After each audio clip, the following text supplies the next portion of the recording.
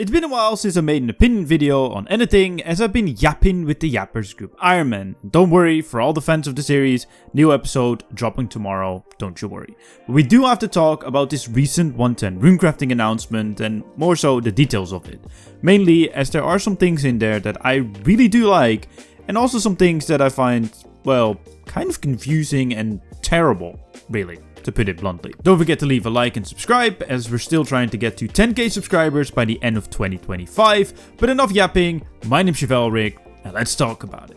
I won't go over everything 110 runecrafting in detail, as the masterwork weapon sounds interesting, will have a passive effect, and will utilize components of other previous magic weapons. Which ones are unknown, but probably tier 90s or even tier 92s, due to their values being bulk right now, and because tier 95s are way too easy to obtain. Totally different topic, but regardless, it sounds cool and all, we kind of just have to wait and see for what it actually does. It's cool, but regardless, runecrafting will function as the fletching/smithing for magic, which I think is pretty cool, but nothing too special to really rant about in a video. Something I really do like, however, is the new pouch that's coming with this update. One pouch with 44 essence and will kind of function like the colossal pouch in old school RuneScape, and it will also take a while to make. Kind of like a blessed flask or masterwork, but a lot less complicated, at least according to the blog. I really like this a lot. Not only would this be a perfect completion escape requirement, but it also is a nice buff to runecrafting, as you will simply be able to carry more rune essence, create more runes, make more profit, or get more experience, which I think is really cool. And on the topic of runes, we're also going to get new elemental rune, which will combine all of the elemental ones, so your fires, earth, airs, and waters, into one rune, which I think is pretty cool.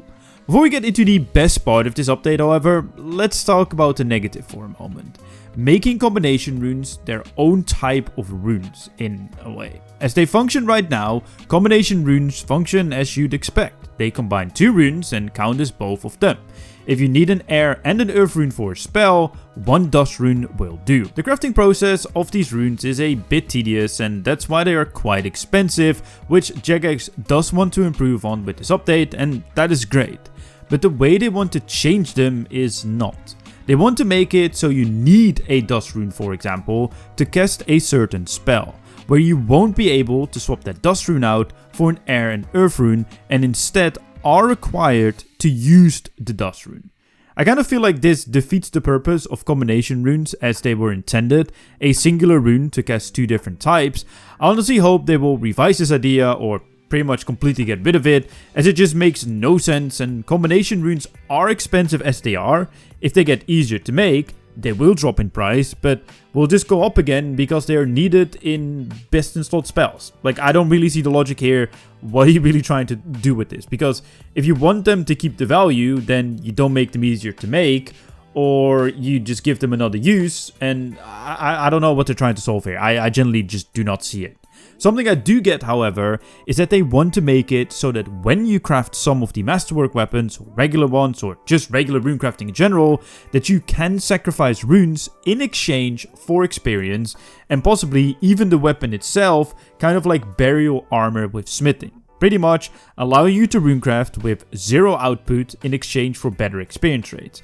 If you've been around this channel for a while, you know my opinion on skilling. I think active skilling should always be, by far, the best in slot, and most of runecrafting is actually kind of active skilling. Besides obviously the best method, soul runes, as they are semi-AFK. Classic Jagex. But regardless, this change makes it viable to train using other methods, sacrificing your runes in exchange for better experience rates. Something I actually like to see with other skills as well. Personally, sure, I prefer to see engaging methods, but if this is how we can get increased rates in exchange for resources, I'm all for it. The only caveat I have with this is that it needs to be worth it. The Amulet of Offering for crafting, for example, is too small of a buff in exchange for the amount of profit you lose on. And the same would go for runecrafting if it's only 5 to 10% increase. It has to be more to the 50% range, in my opinion, to make it worth. What is also worth it is watching the Yapper cinematic universe. Check out episode 1 on screen right now, and don't forget to like, subscribe, and I'll see you guys in my next video.